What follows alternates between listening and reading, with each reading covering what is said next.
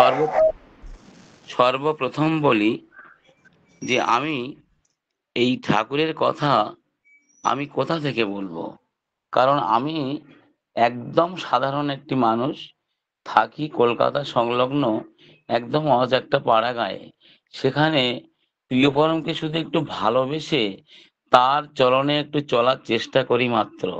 আর সেই চলনায় কিছু অনুভূতি জাগ্রত হয়। সেই জাগ্রত অনুভূতির কথা দুই একটি আপনাদের কাছে পরিবেশন করার চেষ্টা করব। এই যে কথাগুলি আমি বলতে চেষ্টা করছি, এ কথাগুলি আপনারা প্রত্যেকেই জানেন। কারণ আপনারা আমার থেকে অনেক অনেক গুণের ইষ্টপ্রাণ দাদারা আছেন, অনেক গুণের অধিকারী। তা আপনারা সবাই সব জানেন। তবু আমি কথাগুলো আমার সেই বিশ্বাস দ্বারা যেটা জাগরিত হয়েছে, সেই কয়েকটি কথা আমি আপনাদের কাছে একটু পরিবেশন করার চেষ্টা করছি। পরম দয়াল বলছেন একটা সুন্দর বাণীতে যে সব প্রবৃত্তি রত থাকে ইষ্ট কার্যালয়ে, সেই তো ঋষি সেই তো যোগী, কাল নত যার ভয়ে। আজকে আমরা এই যে পৃথিবীর বুকে মনুষ্য জন্মটা পেলাম, এই মনুষ্য জন্মের সার্থকতা কি? মনুষ্য জন্মের সার্থকতা পরম সদ্গুরুকে পাওয়া, আর তারই লাগি বারে বারে ধরায় আসা যাওয়া। এই সাধারণ এই বোধ গম্যটি একমাত্র মানুষের আছে। আমার একটি মা এক্ষুনি কীর্তন করছিলেন, এই পৃথিবীর প্রান্তশালায় বারবার আসা যাওয়া। এই যে আমরা এই পৃথিবীতে কতবার আমরা এই জন্ম নিয়ে এসেছি আর কতবার ফিরে গেছি, আমরা কিন্তু কেউ জানি না। ওটা আমাদের মনে নেই। কিন্তু আমার প্রিয় পরম, আমার পুরুষোত্তম ঠাকুর অনুকূলচন্দ্র, তিনি বিশ্ব ব্রহ্মাণ্ডের মালিক। তিনি সমস্ত কিছু জানেন। কিভাবে আমরা এসেছি, আর কোন জন্মে ছিলাম, কোথায় ছিলাম, এলাম এখানে কেমন ভাবে, আবার এর পরে আমরা যাব কোথায়। এই এই যে বোধগম্যটি তিনি আমাদের ধরিয়ে দেওয়ার জন্য একদম এই যে শেষ যুগে আমার যে যুগ পুরুষোত্তম, এই যুগ মাফিক যেসব নিয়ম নীতি জীবনধারা চালনার জন্য যা যা প্রয়োজন মানুষের, একদম রান্নাঘর থেকে রাজপ্রাসাদ পর্যন্ত যা কিছু দরকার তিনি আমাদের সবটাই দিলেন। আর সেগুলো আমরা আমাদের মধ্যে জাগরিত করতে গেলে আমাদের কি করতে হবে তিনি সব বলে দিলেন। আজকে আমরা তার চরণ আশ্রয় করে আমরা তার নিয়ম নীতি পালন করে যারা চলি, তারা কেউ বলতে পারি না যে আমরা সত্যি আনন্দে নেই। আমাদের মনে অশান্তি আছে, আমরা দুঃখে আছি, আমরা কষ্ট আছি। তাকে কেন্দ্র করে এমন একটি মানুষ নেই যে নিয়মিত চলনায় চলে সে দুঃখে আছে, কষ্টে আছে, এ কথা কেউ বলতে পারে না। আজ প্রিয় পরম আমার কি দেয়নি আমাদের, তিনি সবই দিয়েছেন। তিনি একটা কথা বলছেন একদিন পার্লারে বসে, যে আমার মনে একটা দুঃখ আছে, সেই দুঃখটার কথা একটু প্রকাশ করি। বলছেন, এই যে আমি কথাগুলো যা বললাম, এই সাধারণভাবে যে কথাগুলো বললাম, এই কথাগুলো যারা মেনে চলে তাদের কিন্তু তারা তারা কিন্তু অনেক শান্তি সুখে থাকবে। আর যারা মেনে চলে না তারাও সুখে থাকবে, কিন্তু এর মধ্যে কিছু ফেরাক থাকবে। আমার পরম দয়াল বলছে, আমি আমি যে কথাগুলো বললাম, এই কথাগুলো যারা শুনলো না, যারা করলো না, যারা নিয়ম নীতি মেনে চললো না, তাতে আমার কোনো দুঃখ নাই। কিন্তু দুঃখ আমার একটা জায়গায়, সেই জায়গাটা হলো আমি যা বল মানে করতে নিষেধ করেছি সেইগুলো মানুষ করছে। কারণ আমি তো মানুষকে ভালো চাই, মানুষকে ভালো রাখতে চাই, মানুষের ভালো দেখতে চাই, তার সুন্দর জীবন তৈরি করে দিতে চাই। কিন্তু সে যদি আমার কথা না শোনে, আমি কি করব? আমার কিছু করার নেই। তাই পরম দয়াল যা বলেছেন আমাদের তাই করতে হবে, এবং সেটা আনন্দের সহিত করতে হবে। আমরা যদি তা ছাড়া একটু চলতে চাই, তাহলে কিন্তু আমরা চলবো না। তাই বলছেন, আমরা তাকে ছাড়া যদি চলতে চাই, চলতে আমরা পারবো না। পথের মাঝে পথ হারিয়ে ফেলবো, খুঁজেও পথ পাবো না। এই যে বিশ্বপিতা, আমার পরম পিতা, তিনি আমাদের বলেছেন যে ঈশ্বরকে ভালোবেসে যার যেমন তৃপ্ত প্রাণ, সেই পারে ভর দুনিয়ায় করতে তেমনি স্বস্তি দান। আমরা এই ঈশ্বরকে ভালোবেসে ভালোটা বাসলাম কখন? যখন তার আদর্শে যখন আমরা দীক্ষা নিলাম, তখন আমাদের একটা অনুরাগ সৃষ্টি হলো। সেই অনুরাগ সৃষ্টি হওয়ার পরে আমাদের মনে কিছু বৃত্তি নিয়ন্ত্রণ হলো।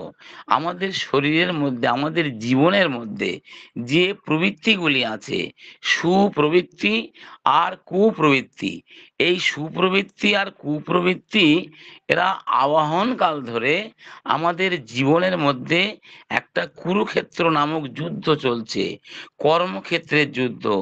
কুপ্রবৃত্তি বলছে তুমি সুপ্রবৃত্তির সুকাজে যেও না, আবার সুপ্রবৃত্তি বলছে তুমি কুকর্ম করো না। তাই পরম দয়াল এক জায়গায় বলছে তুমি বিবেককে অবলম্বন করো, কিন্তু মনের অনুসরণ করো না।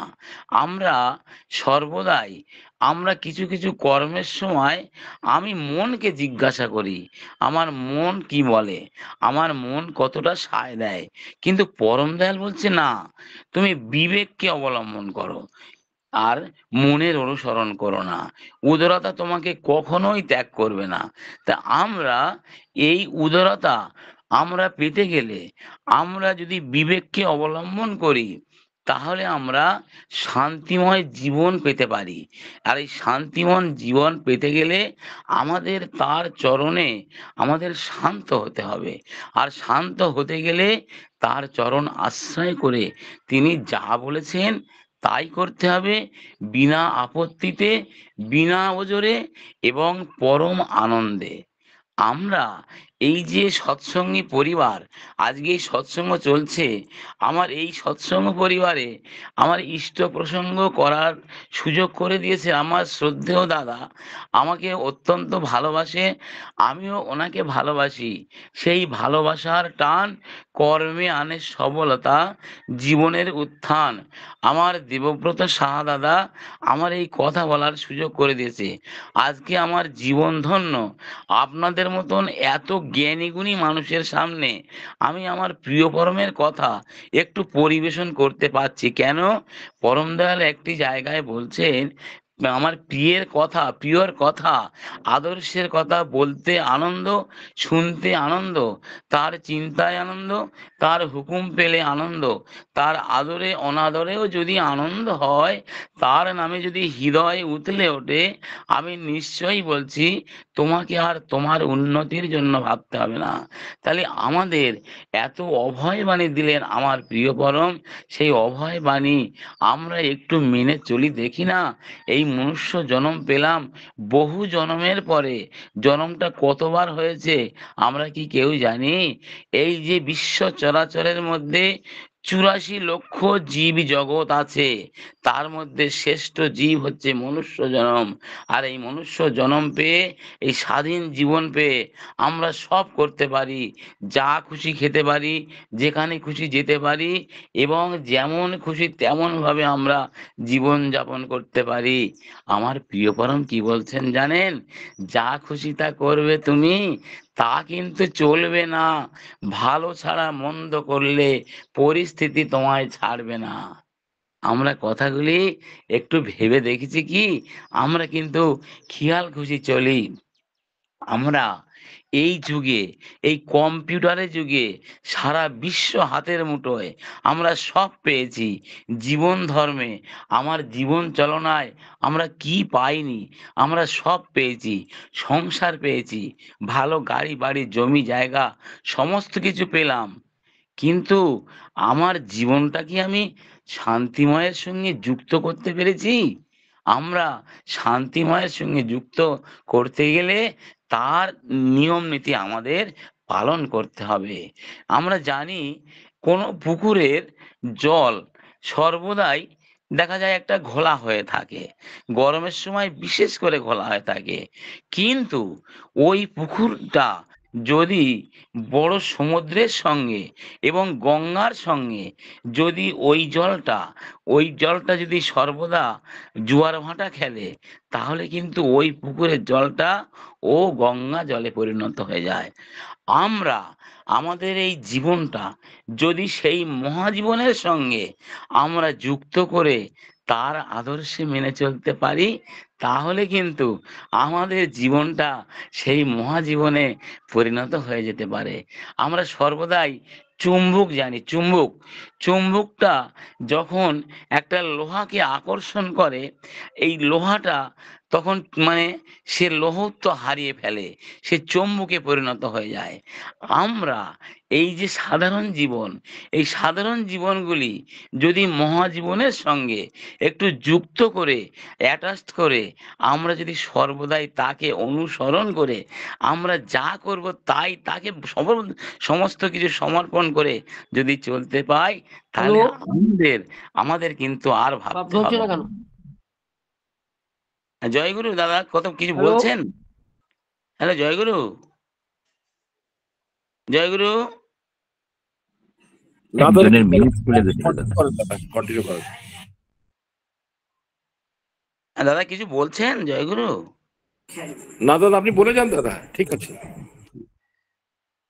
যাই হোক, আমি প্রিয় পরমের চরণে আবার প্রণাম জানিয়ে আমি একটু আবার কথা বলছি।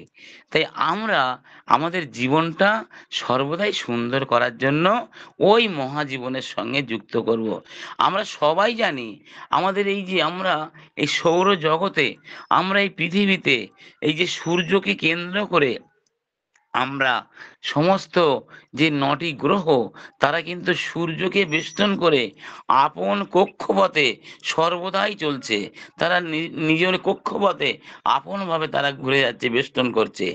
কিন্তু আজকে একটা সংসারের মধ্যে ৪টি মানুষ, বাবা মা ছেলে মেয়ে, যেখানে একজন দুজন বাবা মা, সেখানে ঠাকুরদা দিদা দাদু, এই নিয়ে আমাদের সংসার। তার মধ্যে দেখা যায় আমাদের সঙ্গে আমাদের কারোর সঙ্গে কারোর ঠিকঠাক চলে না। কেন? আমরা যদি ওই আমার প্রিয় পরম নামক আমার ইষ্টকে কেন্দ্র করে যদি আমরা চলতে চাই, যদি চলতে পারি, তাহলে আমাদের কারোর সঙ্গে কারোর ঠোকাঠুকি হবে না। তাই আমাদের প্রিয় পরম বলছেন, ইষ্ট চলন থাকে যদি আসে না তার দুর্গতি, দুর্গতি সব দুর্গ হয়ে আনবে জয়ের উন্নতি। আমরা জয় তো আমাদের অবসম্ভাবিত, কারণ আমরা এই পৃথিবীতে এসে আমরা আর কি পেয়েছি জানি নে। বিশেষ করে আমার কথা বলি, আমি আর কি পেয়েছি জানি নে। আমার বাবা আমাকে এই সুন্দর জীবন দান করে দিয়ে গেছেন, আর সেই সুন্দর জীবন পেয়ে আমি অত্যন্ত আনন্দিত আমার প্রিয় পরমকে পেয়ে। কারণ প্রিয় পরমকে পেয়ে আমার জীবনের সর্বপরিপূর্ণতা এখানে আমার পরিপূর্ণ হয়েছে। আমি একথা কত মানুষকে কিভাবে বলবো? যাকে বলবো সে তো অত কথা শুনবে না। তাই এই ইষ্টের কথা তার কাছে বলতে হয় যারা ইষ্ট মাফিক চলনে চলে, আর যারা চলনে চলেনে তাদের কাছেও বলতে হয়। পরম দয়ালের এই যে যজন আর যাজন, আর তিনি যে সহজ একটা জিনিস দিয়েছেন ইষ্টভীতি, এই ইষ্টভীতিটা আমরা সুন্দর করে যেন করি। আমার পরম দয়াল এর আগে বহুবার তিনি কিন্তু পৃথিবীতে আবির্ভূত হয়েছেন। ভগবান শ্রীকৃষ্ণ বলেছিলেন গীতায় যে আমাকে যে না দিয়ে খায় সে চৌর্যবৃত্তি করে খায়, সে চুরি করে খায়। কিন্তু এই চুরি করাটা কেমন? তিনি বলছেন এই বিশ্ব ব্রহ্মাণ্ডের যত কিছু আছে এই সমস্ত সম্পত্তি কিন্তু আমার। তাই আমাকে যে না দিয়ে খাবে সে চুরি পাপ গ্রহণ করে। কিন্তু আমার প্রিয় পরম এখানে এসে তাই বলেছেন ইষ্টভীতি আমাদের করতে হবে।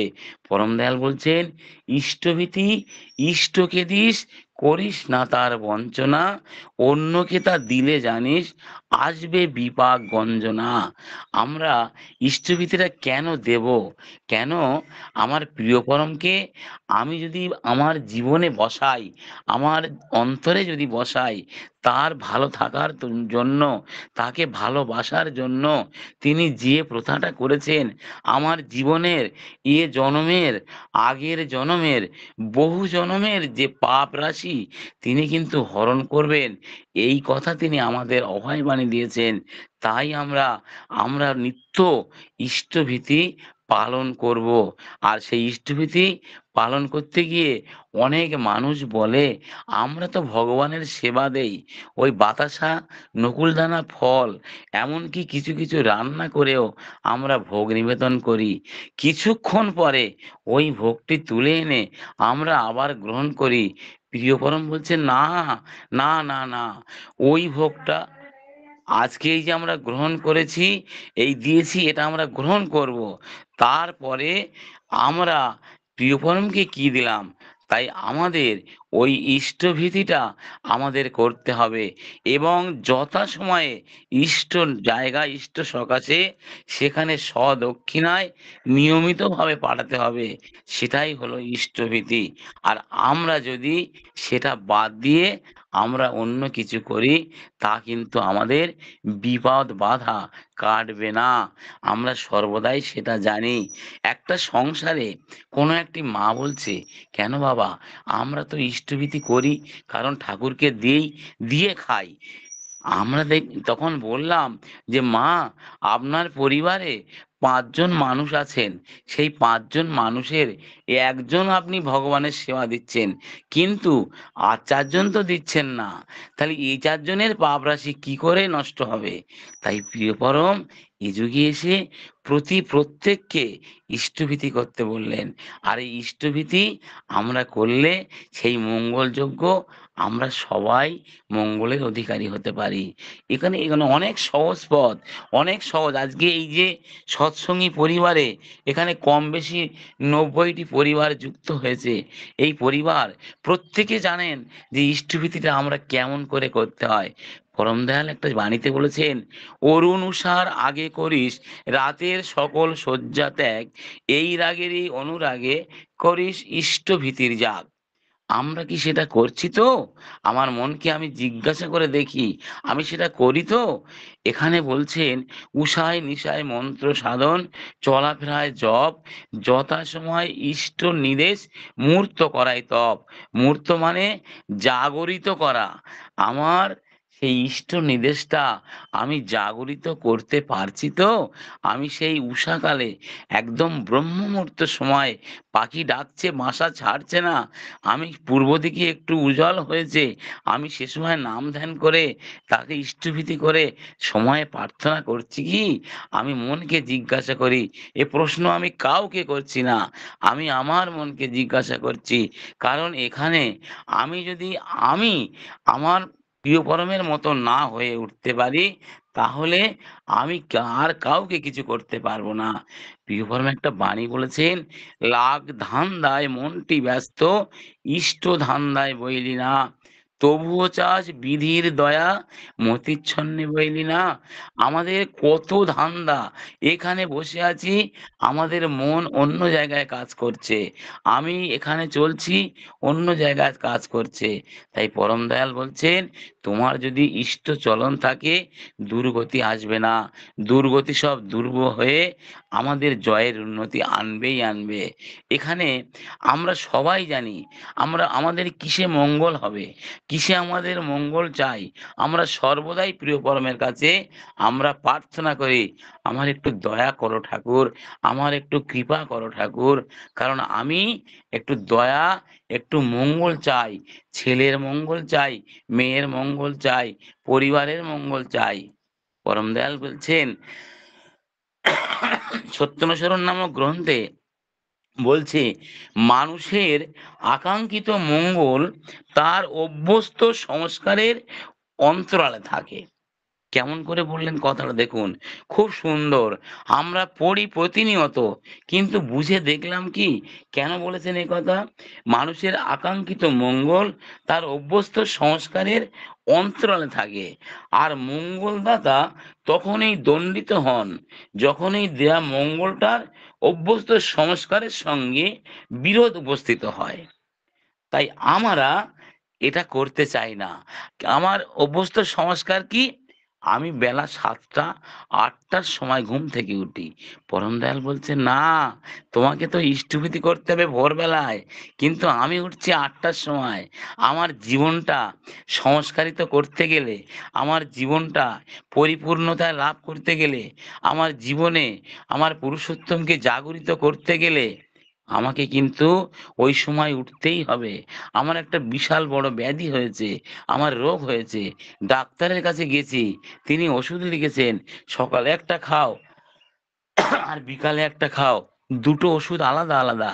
আমি যদি বিকালেরটা সকালে খাই, সকালেরটা বিকালে খাই, আমার রোগ নিরাময় হবে না। তাই আমার প্রিয় পরম যা বলেছেন তাই করতে হবে, বিনা আপত্তিতে, বিনা ওজরে এবং পরম আনন্দের সহিত। আমার পরম দয়াল বলছেন একদম সহজ করে, তুমি সদ্গুরুর শরণাপন্ন হও, সৎ নাম মনন করো, আর সৎসঙ্গের আশ্রয় গ্রহণ করো। আমি নিশ্চয়ই করে বলছি, তোমার উন্নতির জন্য তোমাকে আর ভাবতে হবে না। আমরা কিন্তু নিজে নিজেই ভাবনা চিন্তা করি। পরম দয়াল তাই বলছেন, ভাবছ বসে চলবে কিসে, ভাববার তুমি কে, ভাবার যিনি ভাবছেন তিনি, তুমি ভাবো তাকে। আমরা কি তাকে ভাবছি? আমরা তাকে ভাবি না, আমরা শুধুই আমাদের কথা ভাবি। আমার পরম দয়াল এ যুগে এসে কত সুন্দর সুন্দর করে আমাদের বলে গেছেন। অত কথায় আমি যাব না, আমি সহজ পন্থায় যাই। একদম সহজ করে তিনি বলছেন, আমি যে 25,000 বাণী দিলাম, এত বাণী সবই কিন্তু আমার জন্য, কিন্তু আমি কি অত বাণী পড়ে এবং সেগুলো আমি আমার তার অভ্যস্ত হয়ে আমি চলতে পারবো? তা কিন্তু পারবো না। তাই পরম দয়াল বলছেন, 3টি বাণীর মধ্যে আমরা যেন একটু তাকে জাগরিত করতে চাই। সহজ বাণী একটা দিলেন যে, মানুষ আপন টাকা পর, যত পারিস মানুষ ধর। আমরা মানুষকে কিভাবে ধরবো? এই যে আমার যজন যাজন ইষ্টভীতি সস্তয়নী সদাচার, আমরা যাজনের মধ্যে মানুষের কাছে গিয়ে আমরা আমার প্রিয় পরমের কথা প্রচার করব। কেমন ভাবে?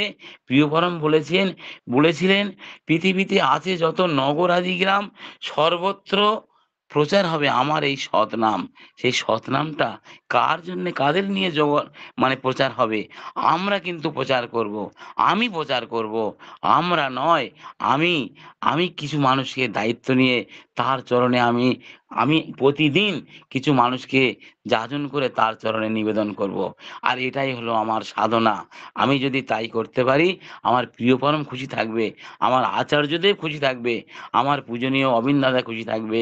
তিনি আজকে এই ডিপি ওয়ার্সের কাজ আমাদেরকে দিয়ে গেলেন। সেই ডিপি ওয়ার্সের কাজ আমরা যদি সুষ্ঠুভাবে না করি, তাহলে তার আদেশ পালন করা হলো না। আবার তিনি এখন আমাদের এই অনলাইনে এই যে আমাদের আধার কার্ডগুলো লিঙ্ক করতে বলছেন, প্যান কার্ড লিঙ্ক করতে বলছেন, সে কাজও আমাদের সম্পন্ন করতে হবে। আমরা সবাই সেই কাজ করব। আমার পরম দয়াল বলছে, আমরা একটা বাণীতে তিনি বললেন সুন্দর করে, এই সত্যানুসরণে যে বাণীটি একটা আছে যে, মিলনের আকুলতা কখনোই ত্যাগ করো না, কিছুতেই ত্যাগ করো না, তাহলে বিরহের ব্যথা মধুর হবে না, আর দুঃখের সময় আনন্দ এবং শান্তিময় জীবন উপভোগ করতে পারবে না। আমরা কি সেই মিলনের আকুলতা? আমার প্রিয় পরম যা বলেছেন সর্বদাই আমি তাই করব, তার সঙ্গে যুক্ত থাকব, এই সৎসঙ্গে যুক্ত থাকব, সকালে সৎসঙ্গে থাকব, আমি মন্দিরে সৎসঙ্গে থাকব, আমার অনলাইনে সৎসঙ্গে থাকব, আমি মানে আচার্যের সঙ্গে যুক্ত থাকব, আচার্য পরম্পরায় আমি সর্বদাই তার সঙ্গ করব। আজকের এই সৎসঙ্গে যে সমস্ত আমার প্রিয় পরমের ঋত্বিক দাদাগণ আছেন, তারাও আচার্য, তাদের সঙ্গ করতে হবে। কারণ সর্বদাই আমরা দেহঘরে গিয়ে আমরা আচার্য সঙ্গ করার সময় সুযোগ পাই না। তাই আমাদের এই যে প্রিয় পরমের যে দীক্ষাদাতা কর্মী আছেন, এদেরও আচরণ আমরা সর্বদাই আচরণ করব। আমরা সেই আচরণের মধ্যে থেকে আমরা জীবনকে ধন্য করব। আমি প্রিয় পরমের একটা দয়ার কথা বলি, ছোট্ট একটা দয়ার কথা আপনাদের কাছে আমি পরিবেশন করি। আমার পরম দয়াল একদিন পার্লারে বসে আছেন, আর পার্লারের ওখানে একজন দাদা পেটের যন্ত্রণায় ছটফট ছটফট করছে। আর সেই ছটফট দেখে কোনো মতে ঠাকুর ওই দাদার দিকে কোনো খেয়াল করছে না।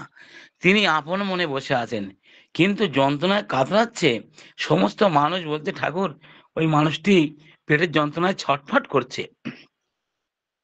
প্রিয়পরম কিছুক্ষণ পরে তখন প্যারিদাকে বললেন, ডক্টর প্যারিদা, যে প্যারিদা, আপনি এই ওষুধগুলো, কয়েকটি ওষুধের নাম লিখে বললেন, এই ওষুধগুলো আমি বলছি, আপনি ওই দাদাকে একটু দেওয়ার ব্যবস্থা করুন দিনি, উনি সুস্থ হয়ে যাবেন।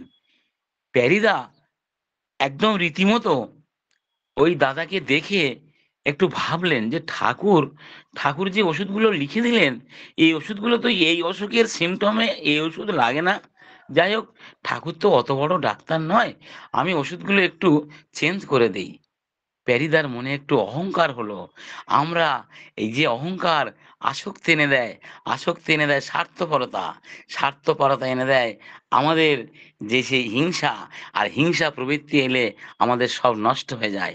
তাই প্যারিদা একটু অহংকার করে ওষুধগুলো চেঞ্জ করে দিলেন, কিন্তু ওই দাদার কোনো মতে কোনো নিরাময় হলো না, অসুখ নিরাময় হলো না। কিছুক্ষণ পরে আবার খবর এলো ঠাকুরের কাছে, ঠাকুর দাদার পেটের যন্ত্রণা তো একদম কমেনি। ঠাকুর জিজ্ঞাসা করছে, প্যারিদা আপনি ওষুধ লেখেননি? প্যারিদা বলছে, ঠাকুর আমি লিখেছি, কিন্তু আমি ভাবলাম ওষুধগুলো একটু পরিবর্তন করে দিলাম। ঠাকুর বলছে, প্যারিদা আজকে এই বিশ্ব ব্রহ্মাণ্ডের একটা গাছের পাতা যদি নড়ে, তাহলে প্রিয় পরমের ইশারায়, আর প্রিয় পরমের আদেশ ছাড়া কোনো মানুষ একটা জায়গা থেকে এক বিন্দু চলাফেরা করতে পারে না। সমস্ত পৃথিবীর রিমোট কন্ট্রোল যার হাতে, আজকে তুমি তার কলমের উপরে কলম বুলালে প্যারিদা। তাই প্যারিদা ষষ্ঠাঙ্গে প্রণাম করে বলছিলেন, ঠাকুর আমার জীবনে আমি আজকে ভুল করলাম, এই সংশোধন করে নেওয়া দরকার আমাদের। আমাদের এই জীবনে আমরা অনেক ভুল করি। এই প্রিয় পরম এসেছেন, একটা বাণী দিয়েছেন, না ধরে প্রেরিত বর্তমান, অন্ধতমে হয় প্রয়াণ। প্রেরিত বর্তমান এসেছেন, তাই তার চরণে আসতে হবে। তার চরণ ছাড়া আমাদের কোনো গতি নাই, গতি নাই, গতি নাই। তিনি বলেছেন, প্রকৃতি তাদেরকে ধিক্কার করে যারা নাকি তাকে অগ্রাহ্য করে এবং অবজ্ঞা করে, প্রত্যক্ষকে অবজ্ঞা অগ্রাহ্য করে পরোক্ষকে আলিঙ্গন করে, আর পরোক্ষ যার রঞ্জিত লাঞ্ছিত করে, তারাই ফাঁকির অধিকারী হয়। আমরা যেন কেউ ফাঁকির অধিকারী না হই, আমরা সর্বদাই যেন তার দয়া অনুভব করতে পারি। পরম দয়াল বলছেন, দয়া আনে রক্ষা জীবের, রক্ষাকে দয়া কয়, জীবন দিয়ে পালন করলে ভগবান হয় দয়াময়। দয়াময় বলছেন, আমার কথাগুলি যদি তোমার শুধু কথা এবং চিন্তার খোরাক মাত্র হয়, সেগুলিকে যদি তুমি বাস্তব কর্মে আচরণের মধ্যে ফুটিয়ে তুলতে না পারো, পাওয়া যে তোমার তমসাচ্ছন্নই রয়ে যাবে, তা কিন্তু অতি নিশ্চয়। আমি এই লিঙ্কে যারা আছেন, প্রত্যেকে অনেক গুণের, অনেক গুণের মানুষ। তাই সেই সমস্ত মানুষের শ্রীচরণ পদ্মে আমি আমার জীবনকে আপনাদের চরণের এই পদধূলি একটু গ্রহণ করতে চাই। কারণ আমি একটা এমন জায়গায় আছি, সৎসঙ্গী খুব কম, দীক্ষা দিয়েছি প্রচুর মানুষকে, কিন্তু তারা ঠাকুরকে বুঝতে পারে না। একটু আশীর্বাদ করবেন, আমি যেন প্রিয় পরমকে নিয়ে চলতে পারি। পরম দয়াল বলছেন, জগতের সমস্ত ঐশ্বর্য জানা ভালোবাসা কর্ম যার মধ্যে সহজ উচ্চারিত, যার প্রতি আসক্তি হলে মনুষ্যের জীবনের সমস্ত সমস্যার সমাধান এবং এই জগতের চরম সমাধান লাভ হয়, তিনি আমার প্রিয় পরম, তিনি আমার ভগবান। আমি তার চরণে আবার পুনরায় প্রণাম করে, আপনাদের চরণে প্রণাম করে, যদি কোনো কথা ঠিক বলি, আমার প্রিয় পরমের যদি কোনো কথা ভুল বলে থাকি, নিজ গুণে ক্ষমা করবেন। আমি সে কথাগুলি আমার। সবাই ভালো থাকুন, সুস্থ থাকুন। প্রত্যেকের সুস্থ এবং শুভ মঙ্গলময় জীবন প্রার্থনা করে এই ভাদ্র পরিক্রমার আজকে বোধহয় ২৯ দিন। এই ২৯ দিনে আমি আপনাদের চরণে দুটি কথা বলতে পেরে আমার জীবন ধন্য হলো। এত বড় সুন্দর লিঙ্কে আমাকে কথা বলার জন্য সুযোগ করে দিয়েছিলেন আমার দেবব্রত সাহাদা। ওনাকেও আমি প্রণাম নিবেদন করে আমি আমার কথা এখানেই শেষ করলাম দাদা। জয় গুরু, বন্দে পুরুষোত্তমম। জয় গুরু, জয় গুরু।